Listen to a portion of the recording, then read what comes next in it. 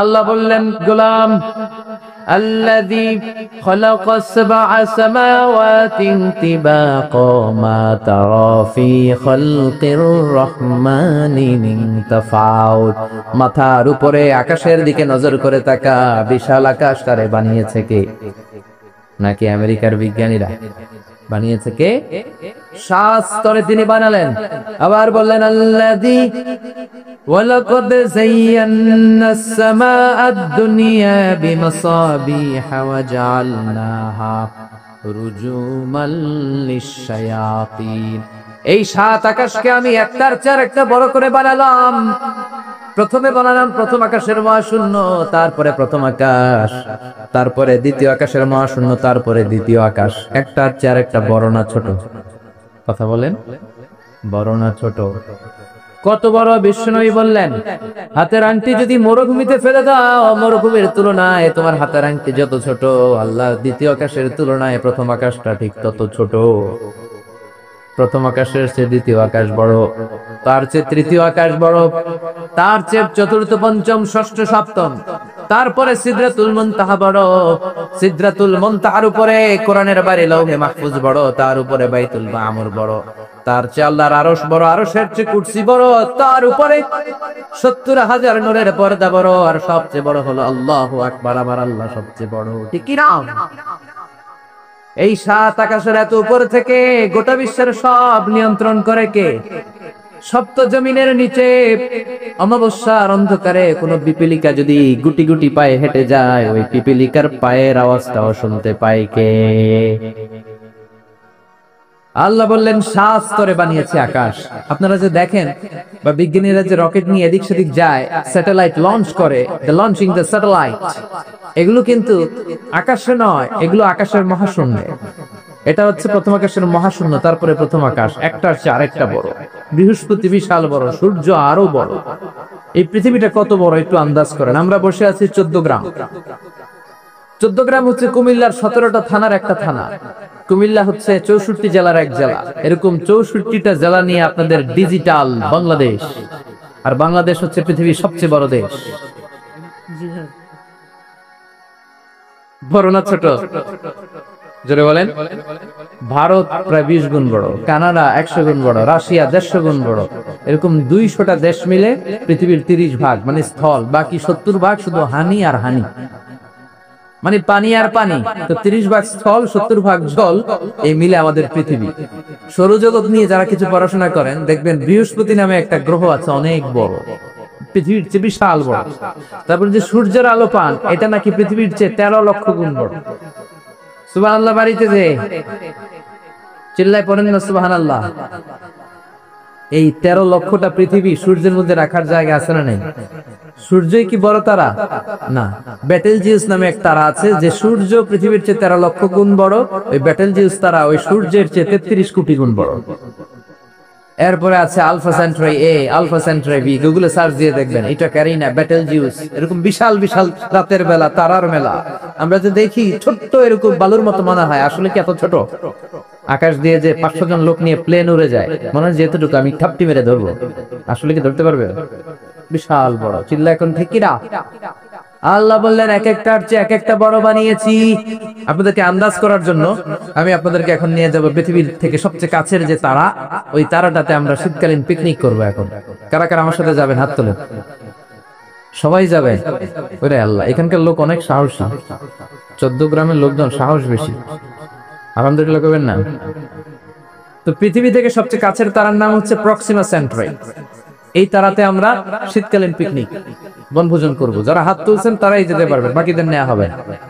এখন হাত তোলা লাভ নেই, আগে হাত তোলা হয়ে গেছে। তো আমরা যে যাবো, কি দিয়ে যাব? প্লেন দিয়ে যাবেন? না, প্লেন দিয়ে যাওয়া যাবে না, কারণ যে মাধ্যাকর্ষণ শক্তি আছে এই বলয়টা ভাঙতে প্লেন দিয়ে ভাঙা যায় না, রকেট লাগে, তাও দ্রুতগামী রকেট। নীল আর্মস্ট্রং যে রকেটটা দিয়ে চাঁদে নেমেছে, নাম হচ্ছে অ্যাপোলো 11। এটা ঘন্টায় সেকেন্ডে চলে 11 কিলোমিটার বেগে, মিনিটে চলে 660 কিলোমিটার বেগে, ঘন্টায় চলে 39,000 কিলোমিটার বেগে। যারা আপনারা হাত তুলেছেন, আমরা এইটা দিয়ে পিকনিকে যাব। যাবেন? যাবেন? সাহস আছে অনেক। পৃথিবীর সবচেয়ে কাছের তারায় যাব আমরা পিকনিকে। দূরের তারাতে তো যেতে পারবো না, কত যে দূর। সবচেয়ে কাছের যে তারাটা আমরা ওইটাতে নামবো ইনশাআল্লাহ। তাও যাব অ্যাপোলো 11 দিয়ে, যেটা ঘন্টায় চলে 39,000 কিলোমিটার বেগে। বাংলাদেশ থেকে আমেরিকা 10,000 কিলোমিটার দূর। তার মানে ওই রকেট দিয়ে আমেরিকা 1 ঘন্টা আপনি 4 বার যেতে আসতে পারবেন। সুবহানাল্লাহর ওয়াস্তে। আমরা এটা দিয়ে যদি পৃথিবীর সবচেয়ে কাছের তারা প্রক্সিমা সেন্ট্রাইতে যেতে চাই, যেটা 4.23 লাইট ইয়ার দূরে, এত দ্রুতগামী যানবাহন যেটা ঘন্টায় চলে কয় হাজার? 39,000। সবাই বলেন তো কয় হাজার? 39,000 কিলোমিটার বেগে চলে।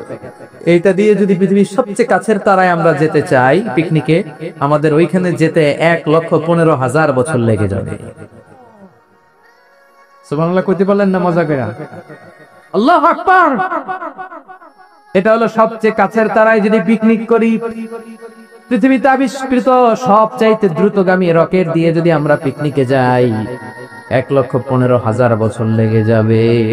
আহা, আল্লাহ যদি বলে যাও আজহারি, তুমি যখন পিকনিকে যাইবাই, তোমাকে সহ যারা হাত তুলছে সবার আমি হায়াত 1,15,000 বছর বাড়াই দিলাম। আমরা যাইতে শুরু করব, যারা হাত তুলে নাই এরা মইরা ভূত হয়ে যাবে সব। এদের নাতি নাতকর সব মরে যাবে, আমাদের আত্মীয় স্বজন সব মরে যাবে, আমাদের জেনারেশনের পরে জেনারেশন মরবে, এরকম 6,000 প্রজন্ম মরে যাবে। তারপরে ওখানে যে নামার সময় আমাদের হবে। সুবহানাল্লাহ বলেন না? এজন্য আল্লাহ বললেন ওয়ালাকাদ যায়্যানাস সামাআদ দুনিয়া বিমাসাবিহা ওয়া জাআলনাহা রুজুমাল লিশ-শায়াতিন। ও গোলাম, চোখটা মেলে আকাশের দিকে তাকা, বিশাল বিশাল তারাগুলোকে তৈরি করেছে কে? বিশাল তারা দিয়ে আল্লাহ গোটা প্রথম আকাশের মহাশূন্যটাকে সুসজ্জিত করেছেন। জোরে বলেন ঠিক কিনা? বিশাল আকাশ। এরপরে আল্লাহ বললেন ওয়াসিররু কাওলাকুম আও ইজহারু বিহি ইন্নাহু আলিমুম বিযাতিস সুদূর। তোমরা গোপনে বলো কিংবা প্রকাশ্যে বলো, কেউ দেখে না দেখে কে? কেউ যেটা শোনে না শুনে কে? কেউ যেটা বোঝে না বুঝে কে? কেউ যেটা পারে না পারে কে? পুলিশের চোখকে ফাঁকি দেয়া যায় কি যায় না? র্যাবের প্রধানের চোখ ফাঁকি দেয়া যায় কি যায় না? বিমানবন্দরের কাস্টমস অফিসারের চোখ ফাঁকি দেয়া যায় কি যায় না? ম্যাজিস্ট্রেটের চোখ পরীক্ষার হলে ম্যাজিস্ট্রেট যারা ঘোরাফেরা করে নকল ধরার জন্য, এদের চোখও ফাঁকি দেয়া যায় কি যায় না? আমার আল্লাহর চোখ ফাঁকি দেয়া যায় নাকি? রাত্রিবেলা দরজা বন্ধ করে জানলা লাগিয়ে লাইট বন্ধ করে পাপ করলেন, কেউ দেখে নাই, দেখেছে কে? এজন্য আল্লাহ বললেন লা তুদরিকুহুল আবসার ওয়া হুয়া ইউদরিকুল আবসার ওয়া হুয়াল লাতীফুল খাবীর। আল্লাহু আকবার। আল্লাহর চোখকে ফাঁকি দেয়া যাবে না। সে আল্লাহ বললেন গোলাম ওয়াল্লাযী জাআলা লাকুমুল আরদা যালুলান ফামশু ফি মানাকিবিহা ওয়া কুলু মির রিজকি ওয়া ইলাইহিন নুশুর। তিনি হলেন এমন আল্লাহ যিনি তোমাদের জন্য জমিনটাকে সমান বানিয়েছেন। সুবহানাল্লাহ। জমিন কি সমতল নাকি উঁচা নিচা? কথা বলেন। এই যে প্যান্ডেলটা যদি উঁচা নিচে হইতো, এখানে উঁচু এখানে নিচে, উঁচু নিচে বসতে পারতেন? উল্টায় পড়তেন, একজন আরেকজনের উপর চিত হয়ে পড়তেন, ঠিক কিনা? বিমান থেকে যদি আপনি তাকান দেখবেন পৃথিবীতে কেমন করে আল্লাহ ফ্ল্যাট বানিয়েছেন। আপনি বাংলাদেশের এক এয়ারপোর্ট থেকে যদি আরেক এয়ারপোর্টে যান, কক্সবাজার যদি যান, রাজশাহীতে যান, দেখবেন সবুজ কার্পেটিং করা। মনে হয় যেন বিমান থেকে সবুজ কার্পেট দিয়ে আল্লাহ বাংলাদেশটাকে বানিয়েছে। সুবহানাল্লাহ। কিন্তু সবুজ কার্পেট দেখে খুশি হওয়ার কারণ নাই, কার্পেটের ভেতরে আযাব আর গজব আছে নাই। যে কোনো সময় ভূমিকম্প হতে পারে, যে কোনো সময় বন্যা হতে পারে, যে কোনো সময় শিলাবৃষ্টি হতে পারে, কি পারে না? শিলাবৃষ্টি চিনেন? চিনেন না? 14 গ্রামে তো হয় না শিলাবৃষ্টি, না হয়? আহা, একটুক মাত্র। এই সাইজের শিলাবৃষ্টি পরে আমাদের ধান ক্ষেত শেষ, গম ক্ষেত শেষ। ওই যে আল্লাহ পানি পাঠাইতেছে উপর থেকে। শিলাবৃষ্টি যখন পরে গম ক্ষেত শেষ, আমাদের বাছুরগুলো যদি রাস্তায় থাকে, বাছুরের মাথার মধ্যে পড়লে, গায়ের উপর পড়লে বাছুরও শেষ। যেরকম ঠিক কিনা?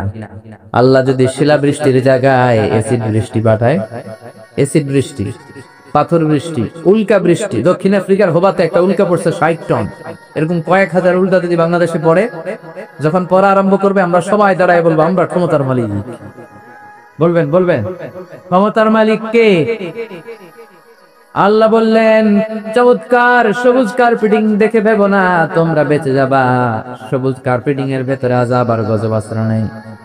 যে পরিমাণে আমরা গাঞ্জা টানি, ইয়াবা খাই, যৌতুক খাই, ঘুষ খাই, সুদ খাই, যেই পরিমাণে আলেম ওলামাদের সাথে বেয়াদবি করি, যেই পরিমাণে বিশ্বনবীর সুন্নাহ নিয়ে আমরা উল্টাপাল্টা করি, যেই পরিমাণে ওজনে কম দেই, খাদ্যে ভেজাল দেই, মাছে ফরমালিন দেই, মা বাবার সাথে বেয়াদবি করি, নাফরমানি করি, গাদ্দারি করি, যে কোনো সময় শিলাবৃষ্টি দিয়ে দেশটারে শেষ করতে পারে কে? ভূমিকম্প দিয়ে উল্টায় দিতে পারে কে? শুধুমাত্র বিশ্বনবীর দোয়ার বরকতে বেঁচে আছি। নবী বলেছেন আল্লাহ আগের উম্মতদেরকে যেমনি একসাথে আযাব দিয়ে শেষ করেছেন, আমার এই উম্মতে মুহাম্মদীকে একবারে আযাব দিয়ে মেরে দিয়েন না। এজন্য আল্লাহ একবারে মারে না, কিন্তু মাঝে মাঝে কিছু থ্রেট আছে না নাই, ধমক আছে না নাই, বন্যা আছে না নাই, তখন বলবেন আমরা আল্লাহ মাফ চাই। আল্লাহুম্মা আউযু বিওয়াজহিক বলবেন, আল্লাহ এটা থেকে পানাহ চাই, আমরা বাঁচতে চাই, আমরা মসজিদে ঢুকবো, আমরা নামাজে পড়বো, আমরা কোরআন মানবো আর আইন মানবো কা। আর যদি টিভির সামনে দাঁড়ায় বলেন আমাদের সব ঠিক আছে, আমরা দুর্যোগ মোকাবেলা করব, বন্যা আমাদের কিছু করতে পারবে না, এত মেট্রিক টন খাবার থাইল্যান্ড থেকে নিয়ে আসছি, আমাদের কিচ্ছু হবে না, মন্ত্রীরা যদি এইরকম কথা বলে তাইলে আযাব আর গজব দেশে আসে না নাই। বরং দুর্যোগ মন্ত্রী বলবে আমরা তওবা দিবস ঘোষণা করলাম, বন্যার কারণে পুরো বাংলাদেশে তওবা দিবস। কি দিবস? আরো জোরে কি দিবস? এইসব শোক দিবস করে টরে লাভ নাই, তওবা দিবস করবেন। বন্যার কারণে তওবা। ও আল্লাহ 17 কোটি মানুষ প্রধানমন্ত্রীর সাথে হাতে হাত রেখে একসাথে তওবা। প্রধানমন্ত্রী সহ আমরা, মন্ত্রীরা সহ আমরা, নেতা খেতারা সহ আমরা 17 কোটি মানুষ তওবা করব, মাফ চাবো কার কাছে? তাহলেই বাঁচায় দিতে পারে কে? এরপর আল্লাহ বললেন আওয়ালাম ইয়ারাউ ইলাত তাইরি ফাওকাহুম সাফাতিন ওয়া ইয়াকবিজ মা ইউমসিকুহুন্না ইল্লার রহমান ইন্নাহু বিকুল্লি শাইইন বাসীর। ওরা কি পাখির দিকে তাকায় না? নাস্তিকরা কেমন করে নাস্তিক হয়? পাখির দিকে তাকালে ওদের মস্তিষ্ক খুলে দিবে কে? দেখবেন কত চমৎকার করে পাখিগুলো আকাশে উড়ে বেড়ায়, কি চমৎকার করে হাঁসের বাচ্চাগুলো পানির মধ্যে নেমে লাফালাফি করে আর সাঁতার কাটে। ছোট্ট হাঁসের বাচ্চাটারে শিখাইলো কে? তারপরে ছোট্ট বাছুর দেখবেন জন্মের পরে দাঁড়াতে শিখানোর পরে মায়ের ওড়ানের মধ্যে ছোট্ট বাছুরটা ডু মারে কি মারে না? ওরে কে শিখাইলো যে এখানে ডু মারলেই তোর রিজিক বেরোবে, তোর খাবার এখান দিয়ে বেরোবে? তিনি কে? সে আল্লাহ বললেন নাস্তিক গুলা কি পাখির দিকে তাকায় না? পাখির দিকে তাকালে তো মানুষ অবাক হয়ে যাবে। পাখিগুলো কেমন করে ডানা মেলে রাখে, সাফাতিন ওয়া ইয়াকবিদনা, আবার ডানা চাপকায়, আবার জমিনে নেমে আসে। পাখির কথা কোরআনে আছে না নাই? আব্রাহার হস্তি বাহিনীকে পাখি দিয়ে মক্কার ওয়াদি মুহাসসারে নাস্তানাবুদ করেছে কে? আবার কাবা ভাঙতে এলে পাঠাও আবাবিল, দাও খোদা দাও আমায় আবার উমর দরজ দিল। সুবহানাল্লাহ পড়ে আল্লাহ বললেন ওয়া আরসালা আলাইহিম তায়রান আবাবিল।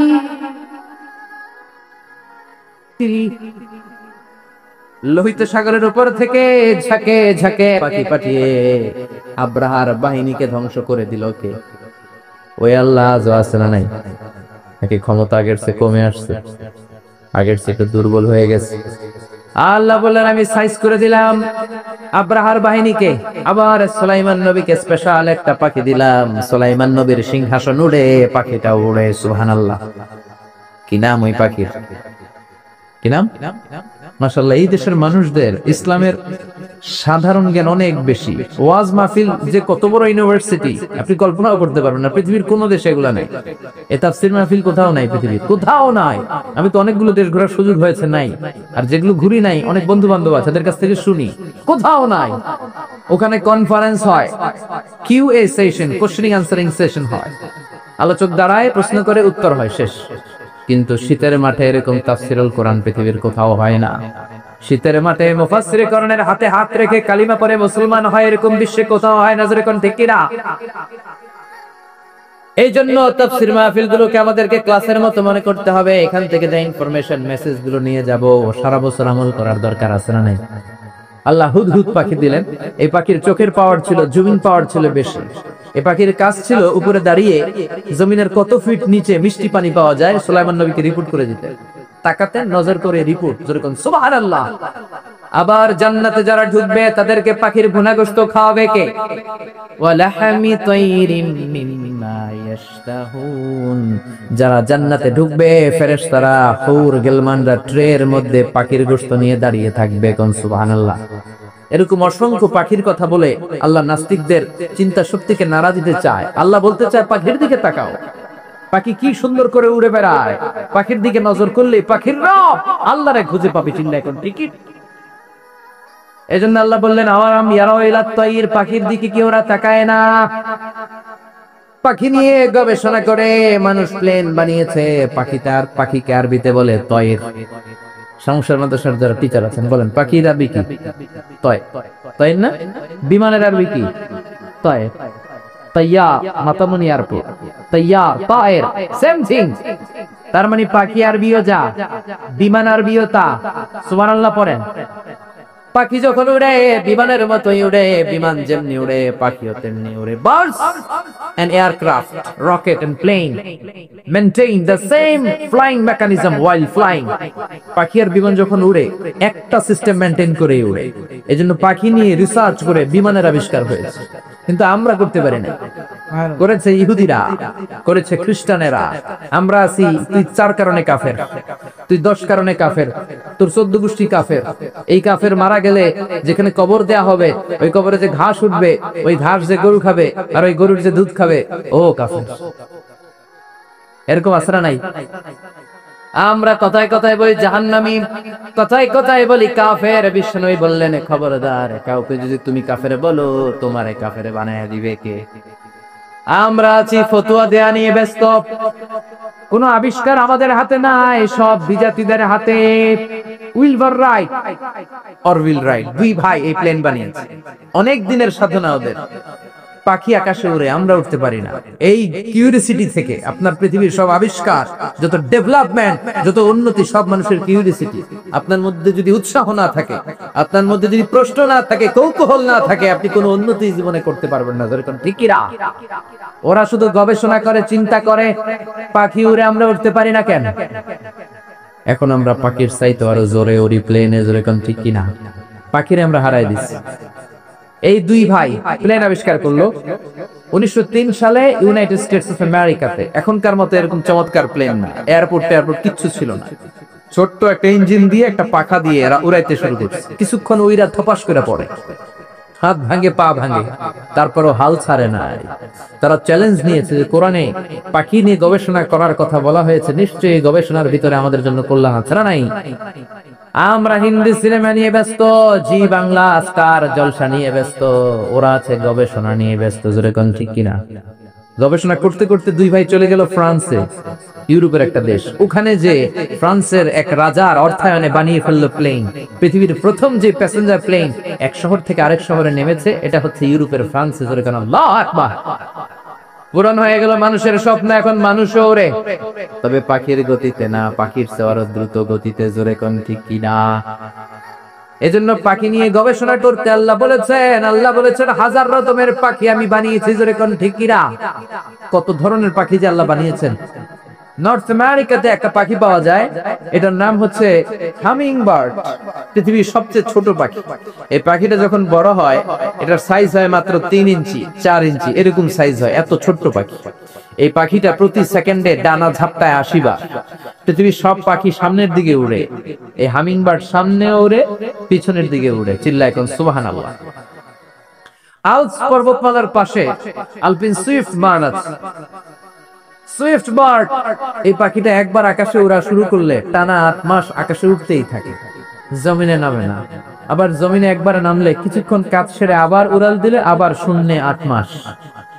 সুবহানাল্লাহ। বাড়িতে যে আর এক পাখি আছে হোমা বার্ড, এই পাখি উড়ন্ত অবস্থায় ডিম পাড়ে। এই ডিম জমিনে পড়ার আগেই ডিম ফুটে বাচ্চা বের হয়ে ওই বাচ্চাও আবার উঠতে শুরু করে দেয়।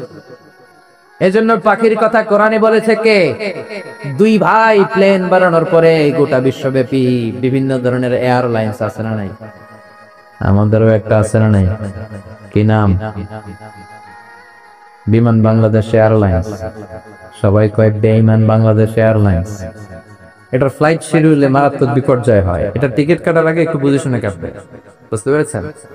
শুরু হয়ে গেল কমার্শিয়াল এভিয়েশন। পাখির চেয়ে দ্রুত উঠতে হবে। এখন সবচেয়ে দ্রুতগামী যে বিমানটা বানিয়েছে বোম সুপারসনিক, 1300 কিলোমিটার বেগে চলে। আগে ছিল কনকর্ড, হিথ্রো এয়ারপোর্ট থেকে ওয়াশিংটন ডিসি যেটার একটা ফ্লাইট ছিল, মানে লন্ডন থেকে যারা আমেরিকা যেতে চায় এটা দিয়ে যেত তাড়াতাড়ি যাওয়ার জন্য। তাও 4 ঘন্টা লাগতো। ঘন্টায় চলতো 1000 কিলোমিটার বেগে। বিজ্ঞানীরা কয় না, এত আস্তে গেলে হবে না, আরো দ্রুত একটা বানাইতে হবে। এবার বানাইছে বোম সুপারসনিক। বোম আফ্রিদি না, আবার কি নাম? Bomb supersonic. এটা 1300 কিলোমিটার বেগে চলে। শুরু হয়ে গেল মানুষের স্বপ্ন, এবার আমরা উঠতে পারি পাখির মতো, জোরে কোন ঠিক কিনা? পাখি একটা নির্দিষ্ট লেভেলে উঠতে পারে, আমরা ওই লেভেল ছাড়িয়ে 30,000 ফিট উপর দিয়ে উড়ি, ঠিক কিনা? আপনারা যে হজে গেছেন কিভাবে গেছেন? প্লেনে গেছেন? প্লেনে গেছেন তো বুঝলাম, উড়ে উড়ে গেছেন না? বিমান তো আপনাকে নিয়ে শূন্যে উড়াল দিয়েছে, জোরে বলেন ঠিক কিনা? এখন কার্গো বিমান, জাম্বু ফ্লাইটের বিমান, কত বিশাল সাইজের বিমান যে ওরা বানিয়েছে। সবচেয়ে বড় সাইজের যে প্যাসেঞ্জার বিমানটা পৃথিবীতে আছে এয়ার বোয়িং A380। এটা কোনো নির্দিষ্ট দেশের না, এটা কাতার এয়ারওয়েজের আছে, এমিরেটস এয়ারওয়েজের আছে, এয়ার ফ্রান্সের আছে, কোরিয়ান এয়ারলাইন্সের আছে। A380 ডবল ডেকার, 4টা ইঞ্জিন, 525 জন লোক নিয়ে এই বিমানটা শূন্যে উড়াল দেয়। সুবহানাল্লাহ বাড়িতে যে বললেন। এরপরে বানানো শুরু হইল রকেট। বিমান আবিষ্কারের আগ পর্যন্ত পৃথিবীর সব দেশে ছিল শুধু সেনাবাহিনী আর নৌবাহিনী। এখন বিমান আবিষ্কারের পরে শুরু হলো বিমান বাহিনী। বিমান থেকে বোমা মারে কি মারে না? জাপানের হিরোশিমা নাগাসাকিতে আমেরিকান দুইটা বিমান লিটল বয় আর ফ্যাটম্যান দুইটা বোমা ফেলাইছিল। ওই আণবিক পারমাণবিক বোমার বিস্ফোরণে পুরো হিরোশিমা নাগাসাকি ধুলা হয়ে গিয়েছে।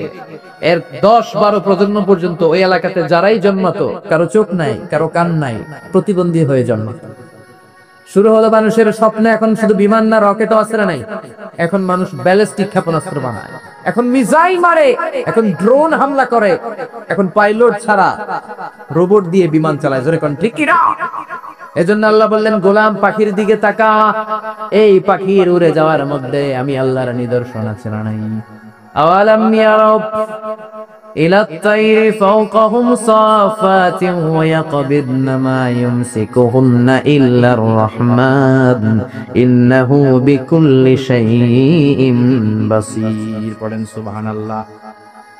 এরপর আল্লাহ সূরাটা শেষ করলেন, কুল আরাআইতুম ইন আসবাহা মাউকুম গাওরান ফামান ইয়াতিকুম বিমাইন মাইন। বলো দেখি সবে, শুকাইয়া যদি যায় এই পৃথিবীর পানি, তাহলে হেথায় তটনির ধারা কে দিবে সবারে আনি। ঘুম থেকে উঠে দেখলেন টয়লেটে পানি নাই, টিউবওয়েল চাপলেন পানি নাই, পুকুরে যেয়ে দেখেন পানি নাই, এবার টয়লেট করবেন কেমনে? ব্রাশ করবেন কি করে? পানি খাবেন কোত্থেকে?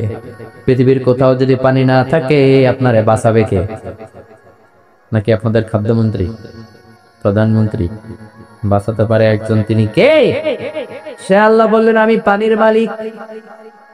পানির অপর নাম জীবন, আবার পানির অপর নাম মরণ। নূহ আলাইহিস সালামের জামানাতে গাদ্দারি করার কারণে এই বৃষ্টির পানি দিয়ে বন্যা করে নূহ আলাইহিস সালামের কওমের বেয়াদব গুলারে ধ্বংস করে দিল কে?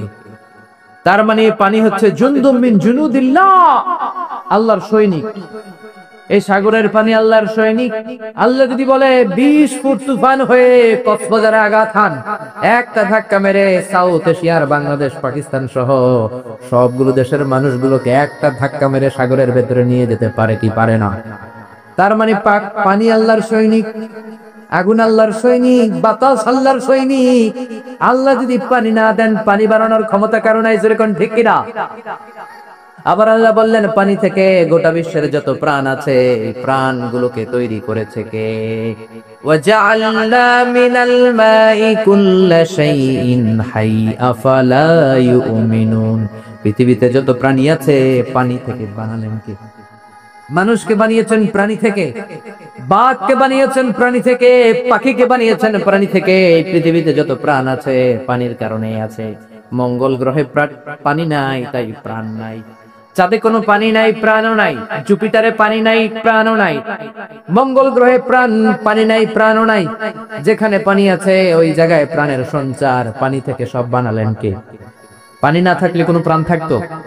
বিজ্ঞানীরা বলে পৃথিবীর প্রথম যে প্রাণটা হয়েছে সেটার নাম অ্যামিবা। কি নাম? ছোট্ট, it's a very small unicellular organism found in the world. পৃথিবীর সবচেয়ে ছোট্ট এককোষী জীবকণা, বিজ্ঞানীরা বলে অ্যামিবা এসেছে পানি থেকে। তারপরে বিভিন্ন স্পিসিস প্রজাতিগুলো ডেভেলপ করেছে। এসেছে জুপ্লাঙ্কটন, ফাইটোপ্লাঙ্কটন, ব্যাকটেরিওপ্লাঙ্কটন, হেলিওপ্লাঙ্কটন। এজন্য কোরআনে আল্লাহ সেটাই বললেন, ও দুনিয়ার মানুষেরা শোনো, তোমাদের জন্মের প্রক্রিয়ার দিকে তাকাও। তোমাদের জন্মটাও এক ফোঁটা পানি থেকে তৈরি করেছে কে? আবার তোমরা যে পানি খাও, লোনা পানি, মিঠা পানি তৈরি করলো কে? মারাজাল বাহরাইনি ইয়ালতাকিয়ানি বাইনাহুমা বারযাখুল লা ইয়াবগিয়ান ফাবিআইয়ি আলাই রাব্বিকুমা তুকাযযিবান। এজন্য পানি দেয় কে? পানি চাইবো কার কাছে? আল্লাহ মেঘ দে, পানি দে, ছায়া দে রে তুই আল্লাহ মেঘ দে। পড়েন পড়েন, আল্লাহ মেঘ দে, পানি দে, ছায়া দে রে তুই আল্লাহ মেঘ দে। মেঘ আর বৃষ্টি আর পানি চাইতে হবে একজনের কাছে, তিনি কে? সফল হতে চান, চাইতে হবে একজনের কাছে, তিনি কে? রোগ মুক্তি চান, ছেলে সন্তান চান, মেয়ে সন্তান চান, দিতে পারে একজন, তিনি কে? অন্যায় করেছেন, অপরাধ করেছেন, অপরাধ থেকে ফিরে আল্লাহর কাছে ফিরতে চান, ক্ষমা চাইবেন একজনের কাছে, তিনি কে? সকল ক্ষমতার মালিক কে? নাকি আমরা? আমরা কে? মনে থাকবে সূরাতুল মুলকের central theme, the main subject matter, কেন্দ্রীয় আলোচ্য বিষয় হচ্ছে আমাদের কোনো ক্ষমতা নাই। তার সৃষ্টি নৈপুণ্যের দিকে তাকালে তারে খুঁজে পাওয়া যাবে। চিল্লা এখন ঠিক কিনা? এজন্য আল্লাহর কাছে চাইতে হবে, আল্লাহর উপর অটল বিশ্বাস এবং আস্থা রাখতে হবে। তাহলে বাংলাদেশ তারে কল্যাণময় রাষ্ট্র করে দিবে কে? আর মুখস্থ করে ফেলবেন সূরাগুলো। বিশ্বনবী সাল্লাল্লাহু আলাইহি ওয়াসাল্লাম নিজে সূরা মুখস্থ করে সাহাবাদের শোনাতেন, সাহাবারা মুখস্থ করে বিশ্বনবীকে শোনাতেন। সাহাবাদের মধ্যে সবচেয়ে বড় কারি ছিল উবাই ইবনে কাব রাদিয়াল্লাহু আনহু। এজন্য বিশ্বনবী বলতেন, ইন্নাল্লাহা আমারানি আন আকরা আলাইকা ইয়া উবাই। ও উবাই, আল্লাহ আমাকে আদেশ করেছেন যাতে আমি তোমার কাছে যে কোরআন শোনাই।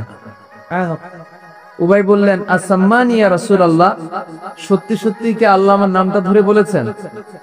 আল্লাহ কি আমার নাম ধরে বলেছেন যে আপনি এসে আমার কাছে কোরআন শোনাবেন?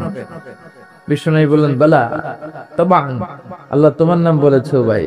উবাই চিৎকার দিয়ে কেঁদে দিলেন। বিশ্বনবী উবাইয়ের কাছে কোরআন শোনাতেন, উবাই বিশ্বনবীকে কোরআন শোনাতো। এই কোরআন পড়া শোনানো, এই ট্র্যাডিশনটা আমরা ভুলতে বসেছি।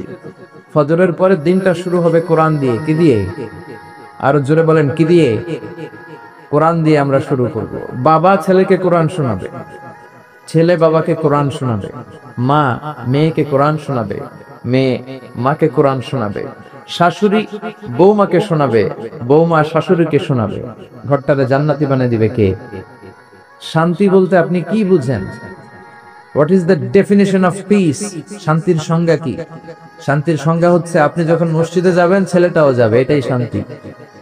আপনি আবার ঘরে আসলে দেখবেন বিবিও নামাজ পড়ে, মেয়েটাও মায়ের পাশে দাঁড়িয়ে দাঁড়িয়ে নামাজের অভিনয় করে। সুবহানাল্লাহ কইবেন না?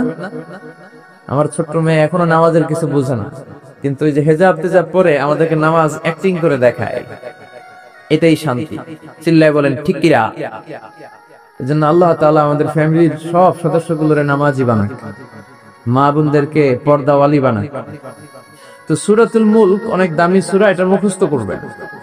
এই মুখস্থ করার ট্র্যাডিশন আমাদেরকে চালু করতে হবে। সূরাতুল মুলকের ব্যাপারে অনেক ফজিলতপূর্ণ কথা বিশ্বনবী বলেছেন। বিশ্বনবী বলেছেন, ইন্না হাযিহি সূরা মানিআতুন মিন আযাবিল কবর, নিশ্চয়ই এই সূরাটা মানুষকে কবরের আযাব থেকে বাঁচায়। সুবহানাল্লাহ বাড়িতে যাই বললেন, চিল্লায় পড়েন আল্লাহু আকবার। বিশ্বনবী বললেন ইন্না ফিল কোরআনি লাসূরা, কোরআনের মধ্যে একটা সূরা আছে মানিআতুন মিন আযাবিল কবর, এই সূরা যে তেলাওয়াত করবে তাকে কবরের আযাব থেকে বাঁচাবে কে? কবরে যাওয়া লাগবে কি লাগবে না? কাঁধে লাগবে না? হাত তোলে। তারপরে হাত তোলে, এরকম আছে না নাই? যাওয়া লাগবে। দাদা চলে গেল, বাবা চলে গেল, আমাকেও চলে যেতে হবে। আমার ছোট্ট ছোট্ট ছেলে মেয়েগুলো চলে যাবে। আমার বিবির পেটে ছোট্ট সন্তান দুনিয়াতে আসে নাই, ওইটা দুনিয়ায় আসবে। তারপরে যতদিন হায়াত পাওয়ার পাবে তারপরে যাবে, ঠিক কিনা? একদিন মাটির ভেতরে হবে ঘর রে মন আমার, কেন বাঁধো দালান ঘর রে মন আমার, কেন বাঁধো দালান ঘর, ঠিক কিনা? চলে যেতে হবে, থাকতে আসি নাই। সবাইকে যেতে হবে, কিন্তু আমাদের লাইফস্টাইল যদি আমরা খেয়াল করি, আমাদের মনে হয় কেউ আমরা যাব না। আজীবন থাকতে আসছি, কয় বাড়ি আমার, গাড়ি আমার, সব আমার, আমি খামু সব আমি, পেট এতটুকু হ্যাঁ সব খাইব। কয় আমার সব আমার, বাড়ি আমার, গাড়ি আমার, এলাকা আমার, আমার দাপট, আমার কথা চলবে আর কারো কথা নাই, এরকম কিছু ডাকাত তাছাড়া নাই। আমার এলাকা, আমার সব, আমার বাড়ি, আমার গাড়ি, আমার ব্যাংক ব্যালেন্স, খালি আমার। আল্লাহ কয় কিচ্ছু তোমার না, সবকিছুর মালিক কে? কিন্তু তারপর আমার আমার বলতে বেশি পছন্দ করি। যদি বলি গাড়িটা কার, কয় হুজুর আমার। বাড়িটা কার? আমার। বিল্ডিংটা কার? আমার। কেমন করে আপনার বাড়ি হয়? আপনার বাবাও যখন এই বাড়িতে থাকতো সেও বলতো আমার, দাদাও কইতো আমার, ঠিক কিনা? আপনি মরে গেলে ছেলে বলবে আমার। একটাই বাড়ি, সবাই কয় আমার। পরের জায়গা পরের বাড়ি, ঘর বাঁধিয়া আমি রই, আমি তো সেই ঘরের মালিক নই। পরের জায়গা পরের বাড়ি, ঘর বাঁধিয়া আমি রই, আমি তো সেই ঘরের মালিক নই, ঠিক কিনা? এই দুই লাইনের গানের ভেতরে গোটা আখিরাতটা আছে। এই দুই লাইনের সঙ্গীতের ভেতরে পুরো ইসলামটা আছে। এই দুই লাইনের সঙ্গীতের ভেতরে 30 পারা কোরআনটা আছে, ঠিক কিনা? থাকতে আসি নাই, চলে যেতে হবে। এজন্য সঙ্গীত যেটা গাবেন ওইটা ইসলাম দ্বারা অ্যাপ্রুভড হতে হবে, কোরআন দ্বারা জাস্টিফাইড হতে হবে। যে কোনো সঙ্গীত আপনি গেতে পারেন না যে সঙ্গীত আপনাকে কোরআনমুখী করে, যেই কবিতা আপনাকে ইসলামমুখী করে, যেই গান আপনার অন্তরে আল্লাহর ভয় জাগায়, ওগুলো আমাদের গান, যেরকম ঠিকিরা। কিন্তু এদেশে আছে ব্যান্ডের গান, রক্স গান, আউলা গান, বাউলা গান, মরমী গান, আছে না নাই? কয় আগে কি সুন্দর দিন কাটাইতাম, গ্রামের নওজোয়ান হিন্দু মুসলমান মিলিয়া বাউলা গানার মুর্শিদি গাইতাম, আগে কি সুন্দর দিন কাটাইতাম। এখন সুন্দর কাটাস না, তোর কি সমস্যা? আগে সুন্দর দিন কাটাইতাম, এখন তো ডিজিটাল বাংলাদেশ, এখন তো আরো সুন্দর দিন কাটাবা, কপাল পোড়া। খবরদার গানগুলো বুঝে শুনে গাবে। এই লালনের গানে, বাউলা গানের ঢোল তবলা আসরা নাই। বিশ্বনবী ঢোল তবলা ভাঙার জন্য দুনিয়ায় এসেছেন। বিশ্বনবী বলেছেন বুইসতু আন উকাসসিরাল মাজামির, ঢোল তবলা বাঁশি হারমোনিয়াম ভেঙে চুরমার করার জন্য বিশ্বনবীরে পাঠাইছে কে? এই জন্য যতগুলো গান ঢোল তবলা দিয়ে হয় মুসলমান ওগুলো শুনতে পারে। আবার যেখানে হিন্দুয়ানি ঘ্রাণ থাকে, শিরকের ঘ্রাণ থাকে, ইসলাম বিরোধী শক্তির ঘ্রাণ থাকে, সেই যেন মুসলমানরা গেতে পারে। গত 2 সপ্তাহ আগে মারা গেছে বারি সিদ্দিকী। বারি সিদ্দিকীর গান পোলাপানরা গায় কি গায় না? বারি সিদ্দিকীর ফ্যান আছে না নাই? বুঝে শুনে গাইতে হবে, বুঝে শুনে শুনতে হবে মুসলমান, জোরে কোন ঠিক কিনা? এই লালন গান, বাউলা গান, বারি সিদ্দিকীর গান, এই গানের একটা কথা ভালো, 10টা খারাপ, ঠিক কিনা? একটা আপনার এই কোরআনের কথা বলে মনে ঝলক সৃষ্টি করবে, আর 10টা লাইন দিয়ে মুশরিক বানায় দিবে, ঠিক কিনা? এজন্য খবরদার, এগুলো শোনা যাবে না, এগুলো গাওয়া যাবে না। এগুলো হলো দ্বীন এলাহির new version. Akbar the great বলে সবাই, আসলে বেয়াদব ছিল এই লোকটা। আকবর 4টা ধর্ম মিলে নতুন এক ধর্ম বানাইছে, ইসলাম, শিখ, জৈন। এগুলো নিয়ে সে বানাইছে ইসলাম, হিন্দু, শিখ, জৈন, এই চারটা ধর্ম নিয়ে নতুন একটা ধর্ম সে বানাইছে, দ্বীন এলাহি। কে তোকে পারমিশন দিয়েছে ধর্ম বানানোর? যেরকম ঠিক কিনা?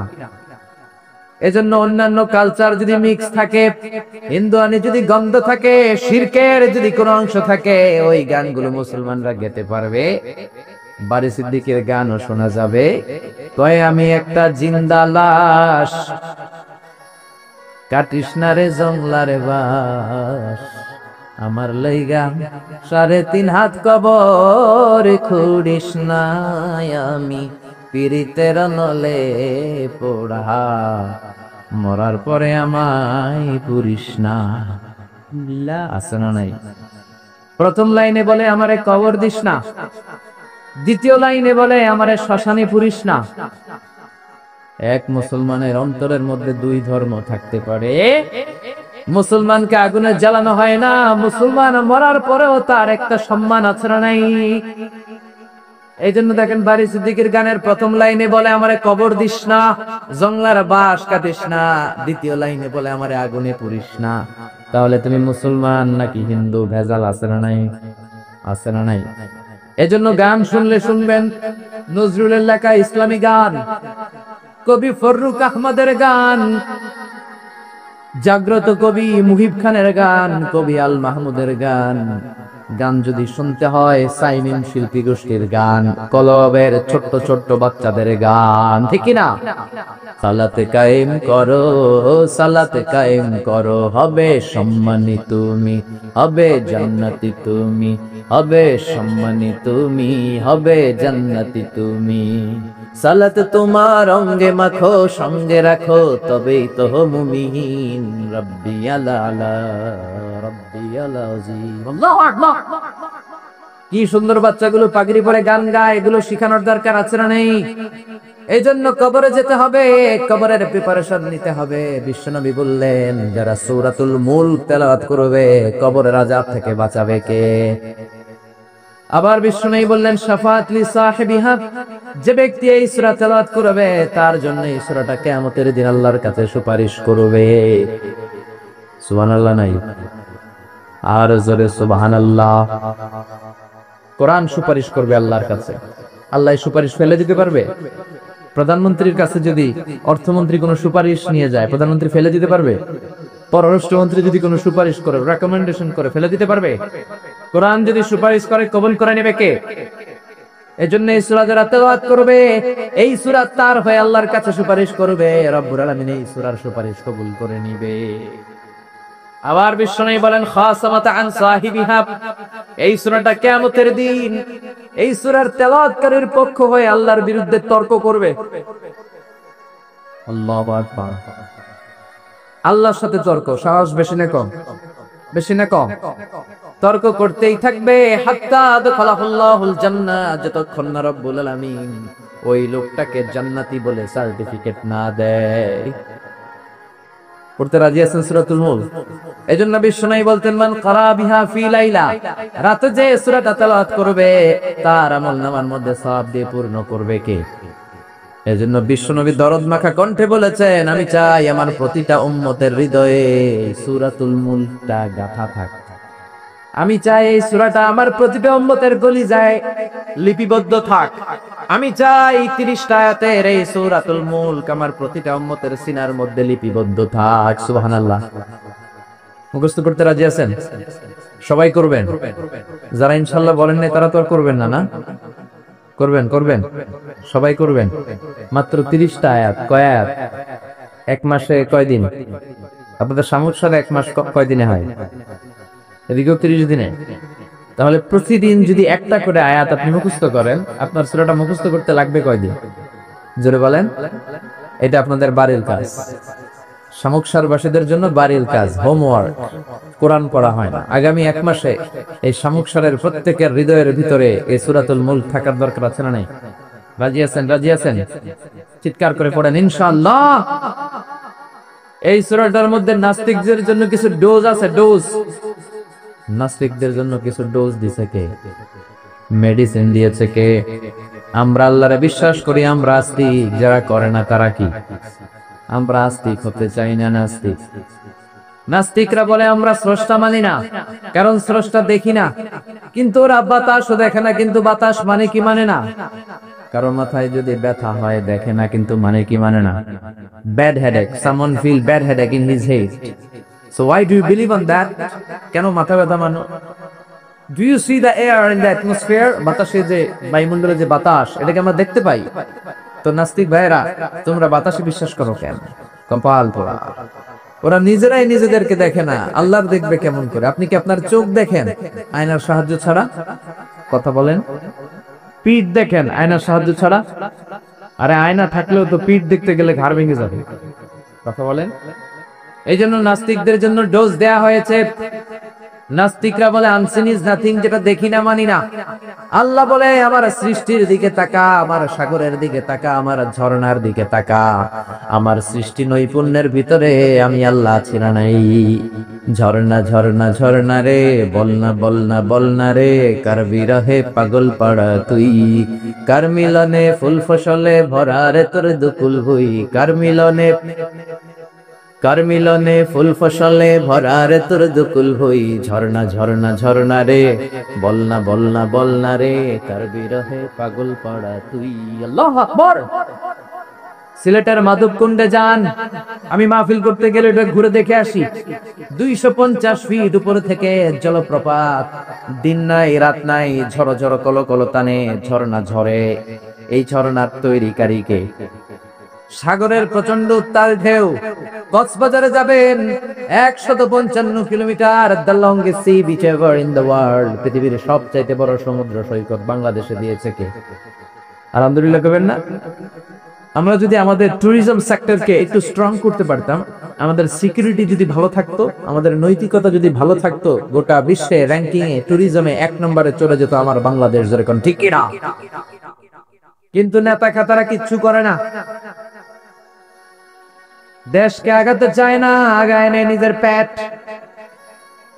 পেট শুধু আগায়। দরজা খোলার জন্য ধাক্কা দেয়া লাগে না, পেটের ধাক্কায় দরজা খুললা যায়। সবাই আবার এক পাল্লায় মাইবেন না। আপনাদের রেলমন্ত্রী অনেক ভালো মানুষ, এই যে এখনো তো মাহফিল করতে দিচ্ছে উনি, অনেক জায়গায় আমাদের মাহফিল বন্ধ করে, উনি তো অনুমতি দিয়েছে। ঠিক কি না? ঠিক কি না? এই জন্য যারা কোরআনের পক্ষে তাদের জন্য আমাদের দোয়া আছে না নাই? আর যারা বিপক্ষে তাদের জন্য বাঁশ আছে না নাই? কি দিবেন? দিবেন? আমাদের তো কিছু নাই দেয়ার, কি দিব? বাঁশ দিয়ে দিবে, একটু কেটে কেটে হাতে দিয়ে দিবে। ঠিক কি না? ঠিক কি না? ঠিক কি না? এজন্য কবরে আমাদেরকে যেতে হবে, স্রষ্টায় আমাদেরকে বিশ্বাস করতে হবে। যারা আল্লাহরে বিশ্বাস করে না তারা হলো নাস্তিক। জোরে বলেন ঠিক কি না? এই ট্যুরিজম যদি আমরা আগায় নিতে পারতাম, আমাদের রাজস্ব আয়ের লায়ন পার্ট, সিংহভাগ আমাদের পর্যটন শিল্প থেকেই আসতো। চিল্লা এখন ঠিক কি না? এজন্য আল্লাহ বলে সাগরের দিকে তাকা, কক্সবাজারের দিকে তাকা, বঙ্গোপসাগরের দিকে তাকা। সাগরের দিকে তাকালে বুঝতে পারবি সাগরের একজন মালিক আছে। কুফা নগরীতে এক নাস্তিক ছিল, উল্লুকা পাঠা। কয় আমি মানি না, কাউরে মানি না, কাউরে মানি না, আমি স্রষ্টা মানি না। কেন মানো না? দেখি না, মানি না। কুফার লোকেরা বলল আমাদের একজন ইমাম আছে, নাম নু'মান। কি নাম? নু'মান ইবনে সাবিত। উনি যদি তোমার সাথে তর্ক করে, উনি তোমারে মানায় দিতে পারবে। সুবহানাল্লাহ। সে কয় পৃথিবীর কেউ আমারে বুঝাতে পারবে না, আমি মানি না। ঠিক আছে, তর্ক হবে। ডেট দেয়া হলো জুমাবার। জুমার নামাজের পরে নাস্তিক আসবে আল্লাহর বিপক্ষে, সাইয়েদনা ইমাম আবু হানিফা আসবে আল্লাহর পক্ষে। তর্ক হবে জুমার নামাজের পর। এরকম হাজার হাজার মানুষ। নাস্তিক এসেছে, আসে নাই ইমাম আবু হানিফা, 2 ঘন্টা লেট করে আসছে। নাস্তিক তো রেগে মেগে আগুন। কিরে, এই লোকের যার সময়ের জ্ঞান নাই তার সাথে কিসের তর্ক? জান মিয়া, সময়ের কোনো জ্ঞান নাই, আমি তর্কে বসবো না। সাইয়েদনা ইমাম আবু হানিফা বললেন আমার ওজোর আপত্তি আছে। আমি যখন ঘর থেকে বের হই, আমার বাড়ির সামনে আছে বিশাল নদী, নদী পার হয়ে আসতে হয়। আজকে নদীর সামনে এসে দেখি কোনো নৌকা নাই, গাছ নাই, লোক নাই, মানুষ নাই, কিচ্ছু নাই, ধুধু প্রান্তর। নৌকা নদীর সামনে যে দেখি নদীর একেবারে এক পাশে বিশাল একটা বড় ধরনের গাছ। হঠাৎ দেখলাম গাছটা এমনি এমনি 2 ভাগ হয়ে গেল। হঠাৎ দেখি এমনি এমনি গাছের ভেতর থেকে কাঠ বেরোলো, তক্তা বেরোলো। হঠাৎ দেখলাম এমনি এমনি তক্তা দুইটা জোড়া লেগে নৌকা হয়ে গেল। মাঝি নাই, লগি নাই, বৈঠা নাই, মাঝি ছাড়া নৌকার মধ্যে বসলাম। মাঝি ছাড়া নৌকা আমাকে নদীর এপার থেকে টান দিয়ে ওপার নিয়ে গেল। এই প্রসিডিউরটা হতে আমার 2 ঘন্টা সময় লাগছে। 2 ঘন্টা লাগছে, এজন্য দেরি হয়েছে। নাস্তিক কয় তোদের ইমাম ডাইল খাইছে, ডাই কি খায় আসতে জিজ্ঞেস কর, মাথা ঠিক নাই। এমনি এমনি গাছ কাটে নাকি? এমনি এমনি তক্তা জোড়া লাগে নাকি? করাত ছাড়া গাছ কাটা যায় নাকি? মিস্ত্রি ছাড়া নৌকা হয় নাকি? মাঝি ছাড়া নৌকা চলে নাকি? এমনি এমনি কিচ্ছু হয় নাকি? ইমাম আবু হানিফা বললেন, এই তো আপনি লাইনে আসছে, এমনি এমনি কিচ্ছু হয় না। তাহলে আকাশ কেমন করে এমনি এমনি হলো? বিশাল সাহারা মরুভূমি কেমন করে এমনি এমনি হলো? বিশাল তুর পাহাড় কেমন করে এমনি এমনি হলো? বায়ুমণ্ডল, নবমণ্ডল, ভূমণ্ডল, মহাবিশ্বয় বসুন্ধরা কেমন করে এমনি এমনি হলো? সুবহানাল্লাহ। নাস্তিক ভেজালে ঝামেলার মধ্যে পড়ে গেছে। হায় হায়, এরকম করে তো ভেবে দেখি নাই। আসলেই তো তার চিন্তার জগতে আন্দোলন শুরু হয়েছে। তার ঘুমন্ত বিবেককে তিনি জাগিয়ে দিয়েছেন। ইমাম আবু হানিফার কথা শুনে নাস্তিকের মধ্যে কোনো কথা নাই, মনে মনে কয় আসলেই তো আমি একটা উল্লুকা পাঠা।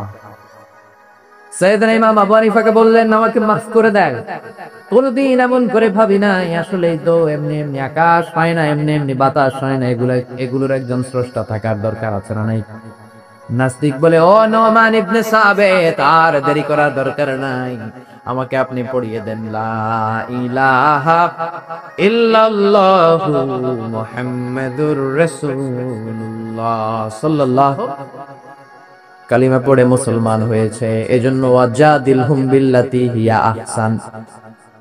আপনি হিকমতের সাথে, প্রজ্ঞার সাথে, বুদ্ধিমত্তার সাথে, ইন্টেলেকচুয়াল পাওয়ার খাটিয়ে নাস্তিকদের সাথে তর্ক করবেন, তাহলে ওদেরকেও হেদায়েতের রাস্তায় তুলে দিতে পারে কে? এই নাস্তিকদের জন্য কিছু ডোজ, কিছু মেডিসিন আল্লাহ সূরাতুল মুলকে দিয়েছে। যদি শেষ পর্যন্ত এরকম নীরব হয়ে আপনারা বসে থাকেন, আমরা একসাথে শুনবো। পড়েন ইনশাআল্লাহ, আরো জোরে ইনশাআল্লাহ। সূরাতুল মুলক মাক্কি সূরা, আয়াত মাত্র 30টা, 29তম পারার প্রথম সূরা, রুকু আছে 2টা। কয়টা? মুলক মানে হচ্ছে ক্ষমতা, মুলক মানে পাওয়ার, মুলক মানে কিংডম, মুলক মানে অথরিটি, মুলক মানে সভরেইনিটি। আল্লাহ শুরু করলেন, তাবারাকাল্লাযী বিয়াদিহিল মুলকু ওয়া হুয়া আলা কুল্লি শাইইন কাদির। সুমহান সেই সত্তা যার হাতে ক্ষমতা, আর ওয়া হুয়া আলা কুল্লি শাইইন কাদির, তিনি সব কিছু করতে পারেন। তিনি কে? খেয়াল করে বুঝবেন। আল্লাহ বললেন বিয়াদিহিল মুলকু, তাবারাকাল্লাযী, সুমহান সেই আল্লাহ, বিয়াদিহিল মুলকু, তার হাতে ক্ষমতা। ক্ষমতা কার হাতে? জোরে কোন, কার হাতে? নাকি আপনাদের হাতে? আপনারা তো কোন সব ক্ষমতার মালিক, আমি খায়া ফেলামু, সব খায়া ফেলাই, সব ক্ষমতার মালিক আমি, আমার দাপট। আল্লাহ কয় তোর কোনো দাপট নাই, দাপট কা? বিয়াদিহিল মুলকু, ক্ষমতার মালিক তিনি, আমাদের কোনো ক্ষমতা নাই। ক্ষমতার মালিক হলেন আমাদের আল্লাহ, ঠিক কিনা? কিসের আবার আমাদের ক্ষমতা? আমরা তো দুর্বল। ওয়া খুলিকাল ইনসানু দাঈফা, আমাদেরকে দুর্বল করে বানালো কে? ছোট্টবেলায় ছিলাম দুর্বল, নিজের পেশাব নিজে খেয়েছি, নিজের পায়খানা নিজে খেয়েছি। আবার 80 বছর যদি হায়াত পায়, হেও নিজের পায়খানা নিজে খায়, নিজের পেশাব নিজে খায়, ঠিক কিনা? শুধু দুর্বল না, দুর্বলের ঘরের দুর্বল, যেরকম, ঠিক কিনা? কেমন করে আপনার হাতে ক্ষমতা? আপনার যদি পেটের মধ্যে ব্যথা হয়, আপনার যদি ডায়রিয়া হয়, বিছানায় পড়ে গড়াগড়ি খান কি খান না? চিল্লাচিল্লি করেন কি করেন না? আই মরি যাই, মারে মাফ করি দে, আছে না নাই? 5 বার ডায়রিয়া হয়েছে, 5 বার টয়লেটে গিয়েছে, আর চেহারার দিকে তাকানো যায় না। এতদিন কইতে আমার এলাকা, এখন কয় আমারে মাফ কইরা দে। মাফ চান কি জন্য? আপনার যখন ডায়রিয়া হবে, আপনি বলবেন সব ক্ষমতার মালিক আমি। কপাল পোড়া, চিল্লা এখন, ঠিক? কোনো ক্ষমতা নাই। অসুস্থ হলে, দুর্ঘটনায় পড়লে, বিপদে যখন আমরা পড়ি, তখন বোঝা যায় আমাদের কত ক্ষমতা, ঠিক কিনা? এখন যদি একটা ভূমিকম্প হয়, একজনের খুঁজে পাওয়া যাবে না, সব দৌড় বাঁচার জন্য, ঠিক কিনা? নেপালে আমাদের কিছু সেলিব্রিটিরা, নায়ক নায়িকারা শুটিং এর জন্য গিয়েছেন নেপালে। গত বছর নেপালের কাঠমান্ডুতে বিশাল একটা ভূমিকম্প হয়েছে না? এরা যে হোটেলে উঠছে পরের দিন পাহাড়ের উপরে শুটিং, পাহাড়ে 10টার দিকে যখন উঠলো উইঠা শুটিং শুরু করছে, দুনিয়াকে মজা লেলো দুনিয়া তোমারই হ্যাঁ। আল্লাহকে মজা জনমের মতো লয়ে আলো, আমি খেলা দেখাইতেছি। আল্লাহ পুরো কাঠমান্ডুটাকে শহরটাকে নাড়ায় দিলেন, পাহাড়ি শহর তো। নায়িকারা বলতেছে হঠাৎ আমরাও নাচতেছি, পাহাড়ও নাচতেছে। এরপরে আমরা নাচ থামাইলাম, দেখি পাহাড় থামায় না, পাহাড় নাচতেছে। এবার আমরা শুয়ে পড়লাম, জমিনের মধ্যে বসে পড়লাম, পাহাড় দুলতে শুরু করেছে। বুঝতে পারলাম ভূমিকম্প। মাত্র 2 কিলোমিটার দূরে আমাদের রেখে আসা হোটেল, হোটেলে আমাদের জিনিসপত্র লাগে, কাপড় চোপড়। হোটেলের দিকে তাকায় দেখি 1 সেকেন্ডের ব্যবধানে পুরো হোটেলটা মাটির সাথে মিশে মেশাকা। এক ভূমিকম্পের ধাক্কায় পুরো হোটেলটা মেশাকার। চিল্লায় পড়েন আল্লাহু আকবার। নেপালে যারা ভ্রমণ করেছেন দেখবেন বড় বড় মূর্তি পদ্মাসনে বসে থাকে। এই ইরানের উপরে, ইরানের উপরে করে এইভাবে বসে থাকে। বিশাল বড় বড় মূর্তিগুলোর সামনে দুধ আছে, কলা আছে, আম আছে, মিষ্টি আছে না নাই, কিন্তু কিচ্ছু খাইতে পারে না। জোরে কোন ঠিক কিনা? যারা সকাল বেলায় মিষ্টি দেয়, রাতের বেলায় চুরি করে ওরাই খায়, ঠিক কিনা? যতগুলো মূর্তি ছিল সব শেষ। এই মূর্তির সামনে যে ওরা বলতো ওম শান্তি ওম, কিন্তু মূর্তিগুলাই শেষ। যাদের কাছে তোমরা চাও তারাও দুর্বল, যারা চায় তারাও দুর্বল। সবল একজন, তিনি কে? পুরো কাঠমান্ডু শহরটারে আল্লাহ নাস্তানাবুদ করে দিল। এক লোক রাস্তায় বসে কাঁদে, চিৎকার করে, সাথে 2টা বাচ্চা। সবাই তারে জিজ্ঞেস করে কাঁদেন কেন? প্রশ্ন করলে খালি চোখের পানি ছাড়ে। সাংবাদিকরা, টেলিভিশনের লোকেরা এসে বলে আপনার কি হয়েছে, কাঁদেন কেন, কি নাম? কয় আমার নাম অমুক, আমি এই এলাকার সবচেয়ে প্রতাপশালী লোক ছিলাম। গতকালও আমার 2টা 5 তলা বাড়ি ছিল, 2টা গাড়ি ছিল, 3টা শপিং মল ছিল, টাকার কোনো অভাব নাই। ভূমিকম্পের ধাক্কায় সব মাটির ভেতরে নিয়ে গেছে কে? গতকাল আমি প্রতাপশালী, আজকে আমি ফকিরের ঘরের ফকির, ঠিক না? কিচ্ছু নাই। ছেলেগুলোরে খাওয়াবো কি? ত্রাণের খাবার নেয়ার জন্য লাইন ধরেছি। প্রতাপশালী মানুষ, ধাক্কাধাক্কি করতে পারি, খাবারও জোটে না। গত 3 দিন আমার পেটের ভেতরে কোনো দানা পানি পড়ে না। কি খাওয়াবো ছেলেগুলারে? এরকম ভূমিকম্প দিয়ে বাংলাদেশটারে আল্লাহ শেষ করে দিতে পারে কি পারে না? এজন্য ক্ষমতার মালিক একজন, তিনি কে? আর কোনদিন বলবেন আমরা ক্ষমতার মালিক? পিছন থেকে কেউ যদি বলে হুজুর সাপ, প্যান্ডেলের ভেতরে কি সাপ, ভয় লাগে? আমি দুষ্টামি করে বলছি, তাতে অনেকে ভয় পেয়ে গেছে। আসলে যদি একটা সাপ ফস করে আসে, একটাও থাকবে না। মিছিল দিয়ে একটা কোরআন বাস্তবায়ন করে ফেলাম। সাপ ফস করলে কয় আমি নাই, আসরা নাই। বোমা হামলা যখন হয় সমাবেশের মধ্যে, সমাবেশের শুরুর দিকে গরম গরম ভাষণ, সব উল্টায় ফেলাম। একটা পেট্রোল বোমা মারলে কাউরে খুঁজে পাওয়া যায়?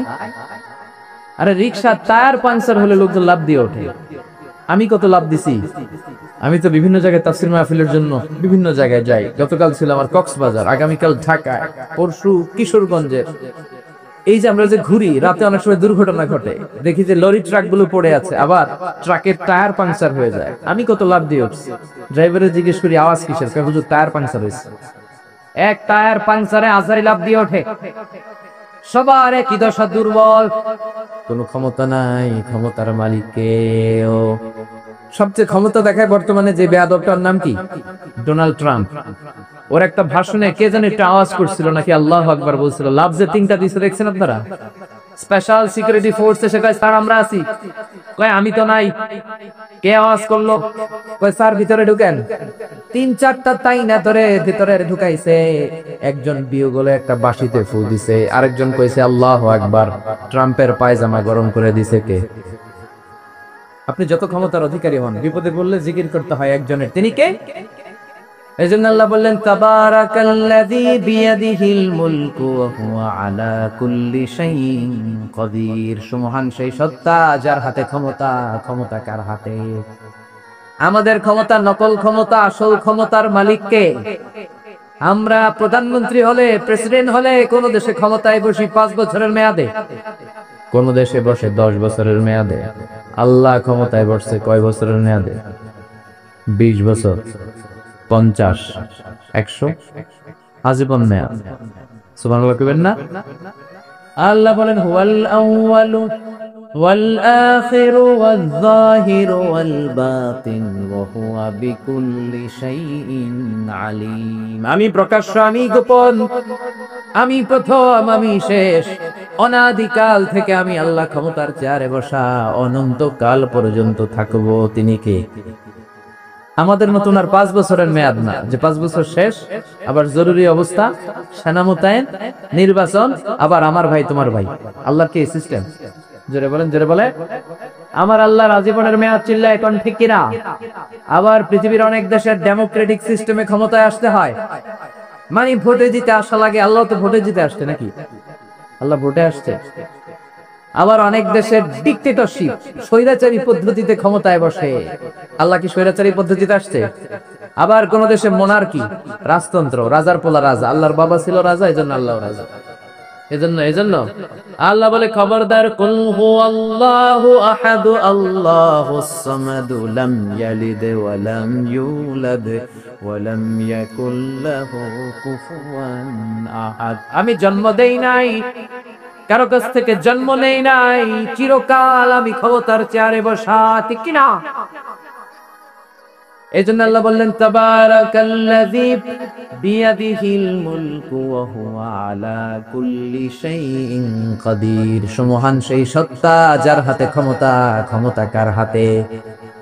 আবার বাংলাদেশের রাজনৈতিক প্রেক্ষাপটে জোট যার বড়, ক্ষমতা তার বড়। জোরে কোন ঠিক কিনা?